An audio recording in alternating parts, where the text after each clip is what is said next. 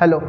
तो ये वाले एपिसोड में हम देखेंगे ब्लड के बारे में, ब्लड एंड प्लाज्मा के बारे में हम डिटेलली डिस्कस करेंगे। ओके, सबसे पहले ब्लड के पहले हम फंक्शन देख लेते हैं। ये वाला जो मार्क जहाँ पर भी दिखे इसका मतलब ये है कि आउट ऑफ द एनसीईआरटी है, ये नॉलेज के लिए होगा। ओके, सबसे पहले हम पढ़ते हैं ब्लड के फंक्शंस। सबसे पहले ब्लड का फंक्शन क्या है, ब्लड क्या काम करता है। Okay, move waste products, waste जैसे कि CO2, बहुत सारे यूरिक एसिड, यूरिया, ये सब waste products and oxygen, nutrients, जिस सेल्स को ऑक्सीजन, न्यूट्रिएंट्स वो सब चाहिए वेस्ट प्रोडक्ट निकालने के लिए, ये सब काम करने के लिए क्या काम आता है, ब्लड ये सब काम करता है। Okay, and second is pH regulation.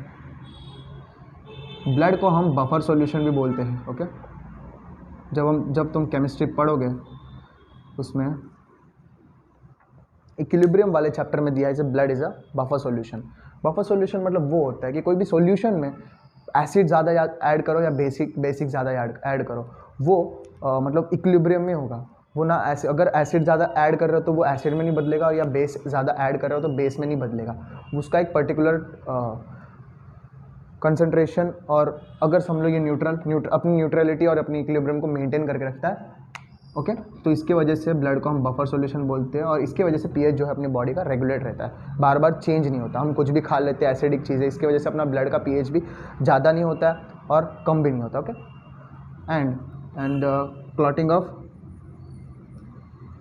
Blood, जब हमें कोई चोट लग जाती है, ब्लड लॉस होने से बचाने के लिए कौन से सेल्स इसमें काम आते हैं, थ्रोम्बोसाइट्स। हम आगे पढ़ेंगे थ्रोम्बोसाइट्स एंड फिब्रिनोजन के बारे में इस लेक्चर में ही पढ़ेंगे। ओके, तो this are the normal functions of the blood. तो अब हम क्या करेंगे, ब्लड को लेकर एक टेस्ट ट्यूब में डाल देंगे। This is a test tube. ये हमें नॉर्मली कोई भी लैब में मिल जाएगा टेस्ट ट्यूब। तो इस टेस्ट ट्यूब में हम ब्लड डाल देंगे। ब्लड डाल दिया, ब्लड डालने के बाद इसको सेंट्रीफ्यूज कर देंगे। क्या कर देंगे, सेंट्रीफ्यूज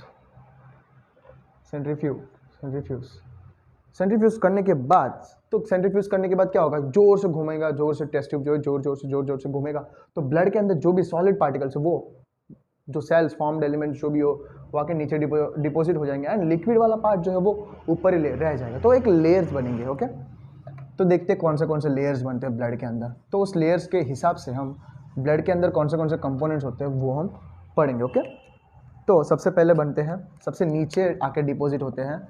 ये एनसीईआरटी में नहीं दिया है, तो फॉर द कंसेप्चुअल क्लैरिटी मैं ये बता रहा हूँ। ओके, तो सबसे पहले बनते हैं इरिथ्रोसाइट्स। अगर नाम पहली बार सुन रहे हो तो erythrocytes are the called RBCs, red blood cells. ये 45% ऑफ द ब्लड रहते हैं। ओके, 45%। एंड नेक्स्ट लेयर जो बनता है वो है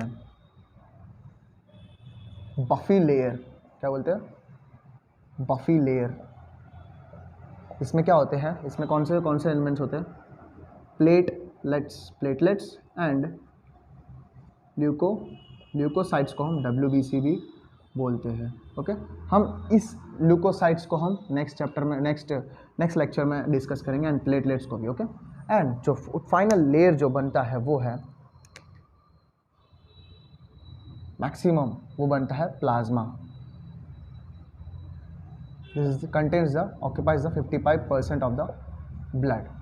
ओके, तो हम नेक्स्ट जो है वो हम प्लाज्मा के बारे में पढ़ेंगे। Okay, this is the basic introduction of the blood. Okay.